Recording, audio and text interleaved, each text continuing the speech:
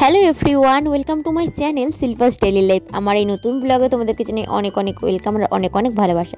তো আজকে ভিডিওটা শুরু করছি রান্নাঘর থেকে। এখানে চা বসিয়ে দিয়েছি, একদিকে বাপি আর মায়ের জন্য দুধ চা বসিয়েছি, অন্যদিকে আমার জন্য লিকার চা বসিয়েছি। আমি দুধ চাটা কয়েকদিন একটু অ্যাভয়েডই করার চেষ্টা করছি, তো সেই জন্য আর কি।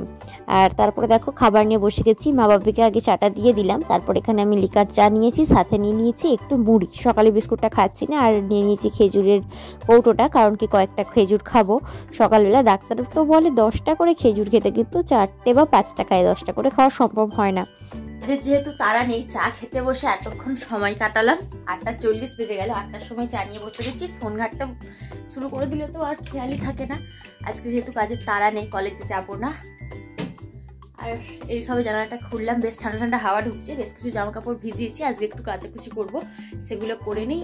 আর রান্নার একটু কম ঝামেলা আছে, কারণ কি আমার যে মামা শ্বশুর আছে, আমার নয় মানে আমার জেঠিমার যে দাদা আছে, তিনি মারা গেছেন। তো সেই জন্য পর্দারে মেস্তারে আজকে নখ কাটবে। তো সেই জন্য আজকে এই বেলাটা ভাত হবে না, যেহেতু একটি বংশের মধ্যে। তো চলো, কি আর করার, আজকে অন্য খাবার হবে। তো বাপি বাজারে যাবে, সবজি নিয়ে আসলে রান্না করবো। বাপি বলছে একটু কুমড়ো আনতে, কুমড়োর তরকারি করবো, আর তারপর দেখা যাক কি হবে।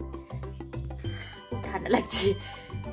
তো আমি চলে এসেছিলাম ছাদে, সেরকম কোনো কাজ ছিল না বলে বসেছিলাম। আর দেখলাম একটা এরোপ্লেন যাচ্ছে, ওটা এতটাই সামনে থেকে যাচ্ছে যে ভীষণই আওয়াজ হচ্ছিল।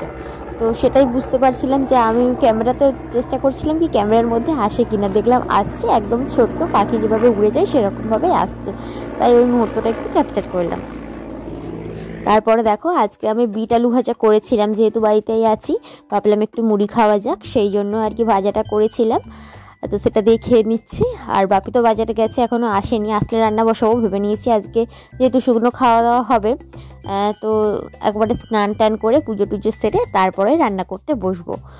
কারণ কি তেল মশলা বেশি রান্না করতে গেলে না হাতে টাতে কালি লেগে যায়, আদা রসুনের গন্ধ থাকে। তো তাই জন্য আবারও স্নান টান করে নিই।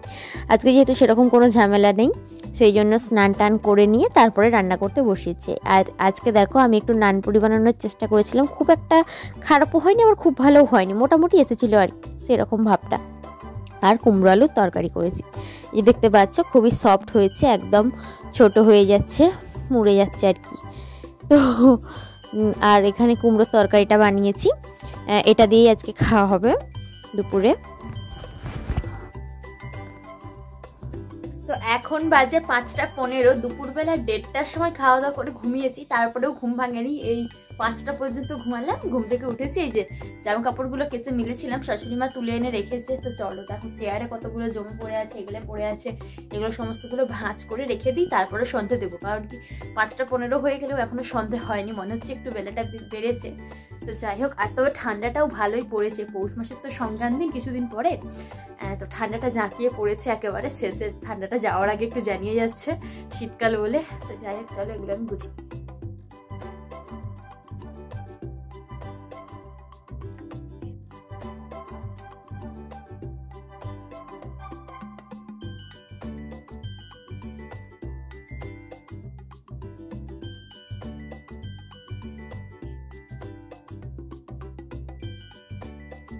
তারপর চলে এসেছি আমি রান্নাঘরে। বাপি তো বললাম আজকে সবজি নিয়ে এসেছে, তো সেই সবজিগুলো একটু গুছিয়ে রাখবো। এই যে একটা ফুলকপি নিয়ে এসেছে, আর এটার মধ্যে আছে সম্ভবত সিম, বিনস, আর হচ্ছে কড়াইশুঁটি, কাঁচা লঙ্কা, এগুলো রয়েছে, লেবু রয়েছে।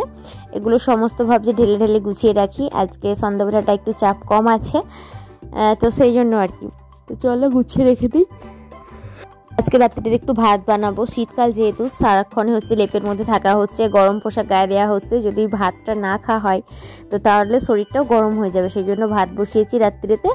আর সেদ্ধ ভাত বানাচ্ছি, শিম, তারপর আলু, বেগুন, টমেটো, এগুলো সেদ্ধ দিয়েই বানাচ্ছি আর কি। তো চলো, আজকের মতো ভিডিওটা আমি এখানেই শেষ করলাম। কেমন লাগলো অবশ্যই কমেন্ট করে জানিও।